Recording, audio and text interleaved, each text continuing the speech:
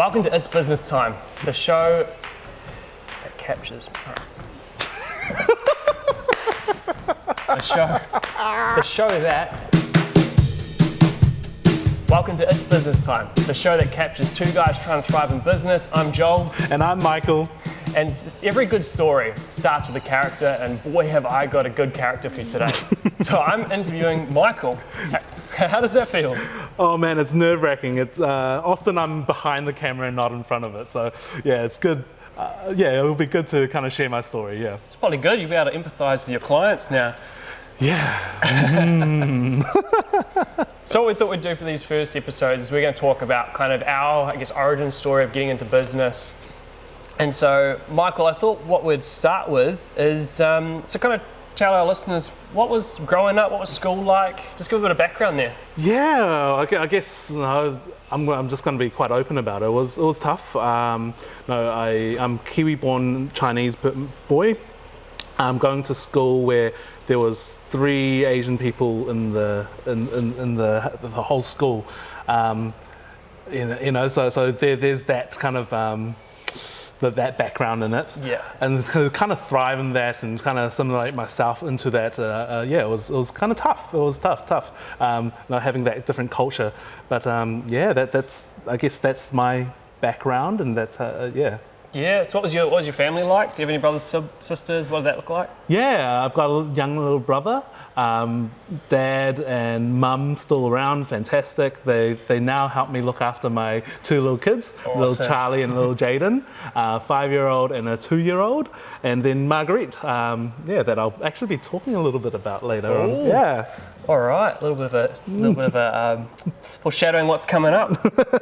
But yeah, well, I was wondering, was there a particular moment growing up that you kind of knew, like I was built for business, like business is in me, like any kind of moment there? I always looked up to Bill Gates. Yeah. Yeah.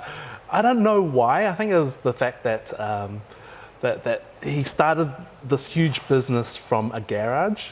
With nothing more than an idea, and then kind of growing that into the empire of what it is. So it was really cool. But more recently, I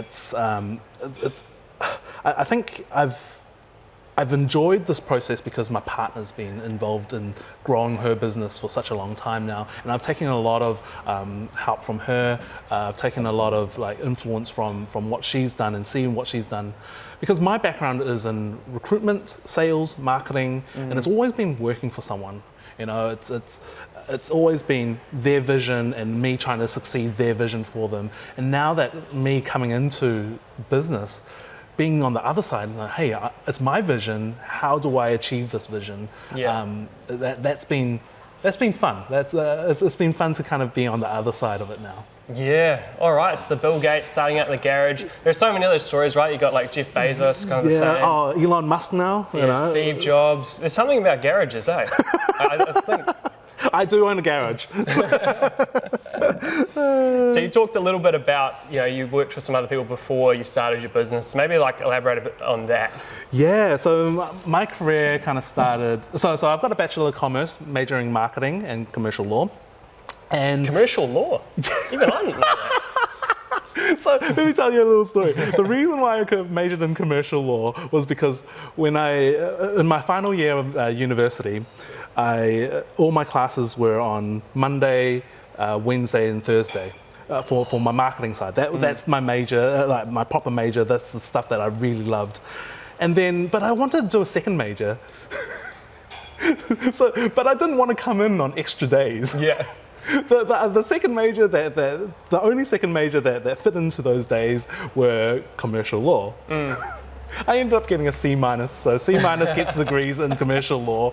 I shouldn't have pushed it just because I was lazy and didn't want to go into uni for an extra couple of days. But so I did, ended up doing a Bachelor of Commerce majoring in marketing and commercial law. You know what's funny? If I said if I went to uni, I would have done some kind of law or become a lawyer, commercial law or something too.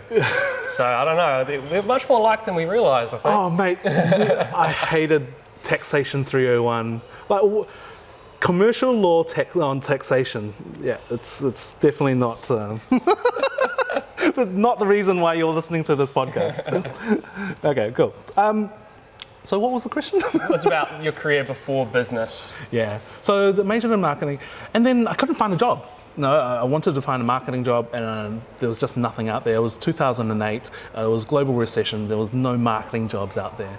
I ended up going on to the benefit, and then on the benefit, there was a job on there for case manager for work and income. Yeah. So here, as a 20-year-old applying for a job at work and income, I got it, and then I remember quite succinctly the first month of being there. I was interviewing a person for a food grant money. This person was mother of three, maybe mid-40s, and talking about applying for a food grant. I was like, oh man, I'm 20 years old. I have no life experience. All I know is how to drink at university. And then, so coming in and kind of talking about, budgets, and have you looked at, scraping back from this or that. That was hard. That was really, really tough. So I think at that point I went, you know what? I want to help people find work, get themselves out of that position. So I ended up going into the recruitment arm of work and income. I started doing that. I feel like I've done a really, really good job. And then I went into private recruitment. Cool. So all my life I've kind of been in sales and recruitment. So that's how I've been. I then went into marketing in that field as well, in the recruitment marketing field as well. So that's been my life for 12 years, and then I moved into videography. Nice. Yeah, so kind of pursuing my passion of creating videos and the creative side of it, and now I'm pursuing the brains behind it now, I guess. Awesome. And was there a part of that, because I know about cold calling, was that as part of the recruiting stuff, or? Yeah. It was just one of those, so there was a couple of jobs in between jobs as well. So I worked for a job where they sold accounting software. So I didn't actually go out to the meetings, I just arranged meetings for the sales agents. Oh, yeah. So kind of like sales support. Anyway, so I filled up people's jobs, people's itinerary with meetings and whatnot. And yeah, basically over the phone, I had to ring up lots of little businesses and say, hey, are you interested in buying $1 million accounting package? If so, I'm going to send someone in and have a chat to you. Yeah. That was tough. Trying to sell $1 million accounting package over the phone, yeah. In 2008 as well, that was really tough. I know we'll definitely have to do an episode unpacking cold calling a little bit more later on. Yeah, I am not the expert. We need to find a real expert to talk about that. So, what was your main motivation for wanting to start a business? Kids. It was definitely kids. Because I remember going to work at 7 o'clock and spending an hour with Jaden, my bubs, and then coming home at say 6 o'clock and then spending another 2 hours before he went to sleep. Yeah. That was tough on me. I missed out on all the cool stories at Play Center, all the development progression stuff, and I just thought to myself, man, life is more than this, Yeah. I mean, at that particular point in my life, I was in a really, really good job. I thought at that time it was my dream job. I had the credit card, I had the autonomy of doing whatever I wanted at that particular job. So I didn't have a car, but the credit card got me Ubers everywhere. It was fantastic. I worked in the middle of town. I was in a nice little flash suit. I was talking to heads of departments, Westpac, ASB, Spark. I felt like I had some great kudos, right? It was awesome. To be in that echelon. Every day my itinerary was going to cafes to talk to people, having a schmoozing wine and beer in the evening, holding events. I thought that was ooh la la. That was exactly what I was, and I was getting paid well as well. So to that point, I feel like I made it to some sense, and then it was until you realize, hey, I need a bit more than this. I need a bit more flexibility in my life. and it was a high pressure job. It was Yeah. as much of all the cool stuff that comes with it, like you had to give back, right? And at that point in time, life really changes once you have children. I know as many as you guys will probably know. I just knew out there that other people have done it. Why can't I do it? Yeah. And that really pushed me to the point of starting my business. It was scary though. It was super scary. Like I didn't know where money was going to come from. I had a mortgage. So we just recently settled on a mortgage. I was like, damn, what the heck? I just took this on. I almost felt like I had a ball and chain to my feet. Yeah. Like I was chained to the job, and that was also one of the points of time that I felt, shit, now I can't leave this job. Like as much money I was making, really, there was not much left in the hand as well. Yeah. So yeah, it was. I kind of then put it out there in the world where, okay, we need cheaper rent. We need to not eat out so much because that adds up. Yep. And then me and my partner kind of worked together and said, okay, well, if we're going to do this, our budget is only this, because we're basically a one income family for the first however many months. And because of that, we sat down and talked about it and what we really need to get to. It kind of lit a fire under my butt and go, okay, let's just do this. I tried to do it part-time, but it didn't really work because, like I said, there was no fire under the butt because I was still receiving that paycheck. There was nothing really urging me. It was not urgent to do the videography full-time. Pushing to go to meetings and going to, let's say, like networking groups and whatnot. There was nothing to do that. Finished creating my website. Yeah. There was nothing pushing me to do that. But once I quit my job and said, this is the road for me, that said, I have to put A to G and my ass into gear and then really just like knuckle down and do it. Yeah. That's kind of when I approached you to do my website and whatnot, and then really go hard at it. So it kind of sounds like freedom. I guess like freedom was probably one of your main motivations, but also knowing that time isn't, you can't go back in time. That's that moments that you've got with your kids. Yeah. You've only got one shot at that, and they're going to grow up and leave. One of the things that I like to live by is this too shall pass. Kind of saying that, whether it's good times, whether it's bad times, the material things in your life, it will one day all perish. So and we only get one shot at it, really. So whether it is bad times, it's time for growth. Yeah. It's time to learn from what it is that we're going through. How do we cherish these moments? Because you don't know if you feel like you're going through some bad times at the moment, but some of my worst times were some of my greatest times were like some of the worst times now was when I was thinking it was the best time. I was out partying. I was out. It was girls left, right, and centre. It was fun. It was like alcohol fueled like parties, whatnot. But now thinking back to it, I was so unhappy. I could almost say I was depressed at that point. I was just kind of using those to kind of smooth over the shitty life I had. Yeah. So yeah, that was that's part of my values anyway. Yeah. So you mentioned there was those challenges of starting your business too, of like, okay, you had mortgages to pay, you had you had a bunch of other stuff that life required you to do. So what was your internal monologue like? Like what was going on internally in your head, like as you were stepping into your business? I was scared as fuck, man. I was scared as fuck. Like, like I said, there was those mortgages, and then in the back of your mind is like, shit, can I make this work? Am I just going to grow a mountain of debt and not be able to swim out of it and get out of it? It was super scary. But I guess after talking to my partner and then talking to my business coach, a life coach, I asked myself, why are you worried? Like, are you not going to be putting your A game into this?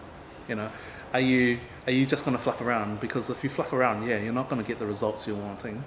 But if you really put your effort into it, why can't you translate what you have seen in the corporate world into your own business? Yeah. So I know I'm a hard worker. I know I've got connections. I know I am super employable, and that's part of the reason. So someone asked me, okay, let's say if it doesn't work, it goes to custard. What next? So what? Right, so what is that? I'll go and find another job. I've worked in recruitment, so I know exactly how the game is played. Yeah. I know I'm super employable.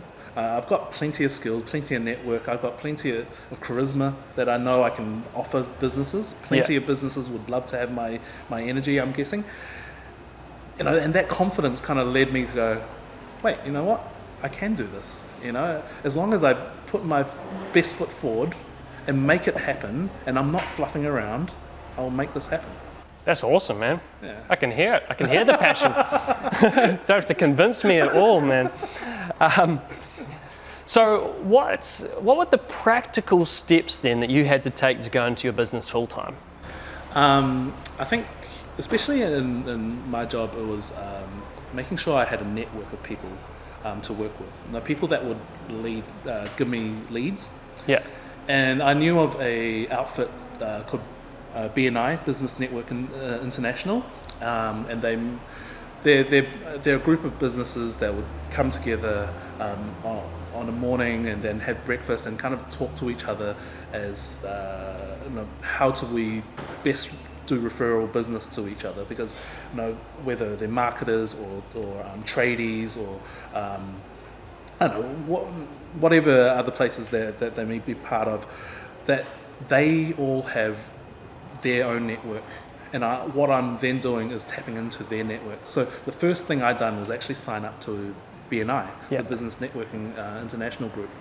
And that has been really good for me in terms of really not just for their network, tapping into their network and getting businesses from them, but also having someone to talk to about running a business. Because I'm not sure about you, but my old schoolmates, they're all in employed work. So all my circle of friends are in employed work. And if I was to ask them for suggestions and help, I don't know if they could help me so much. They're not in the same circle, running their own business. I had my partner, but you never listen to your partner 100%. Just taking that first step, signing up, and then creating a website kind of sealed it up for me. And then also creating a highlights reel of the work that I've done. That three-pronged approach, so for me, creating that highlight reel was the marketing material to showcase the work that I can do. Joining BNI was an opportunity to use it as a microphone to share with the network of BNI and also the network of the networks. Yeah. And then creating the website was kind of like a landing page for people to kind of come to and kind of express what they want and kind of contact me as well. Those were the physical steps that I did take. Cool. And so now, obviously, you started your business. You're a couple of years into it. What are you most excited about? Growth. I really, as much as I enjoy the creative side of videography, creating the cool shots, the cinematic sequences and whatnot, applying sound design, I love all that. That's why I came into it in the first place. But I think now that I am running my own business, it's cool to see the marketing side kind of gain some traction. Sales is kind of going up now. Cool. The numbers are going well.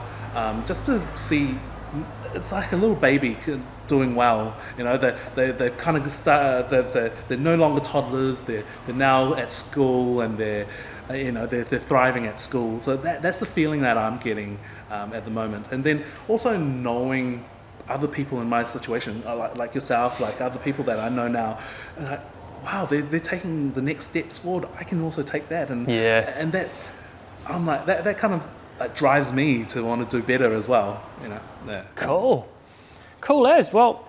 I think that's pretty much all our questions covered. So that's a bit of Michael's story. Yeah. Thanks for listening, guys. Hopefully, I wasn't too boring.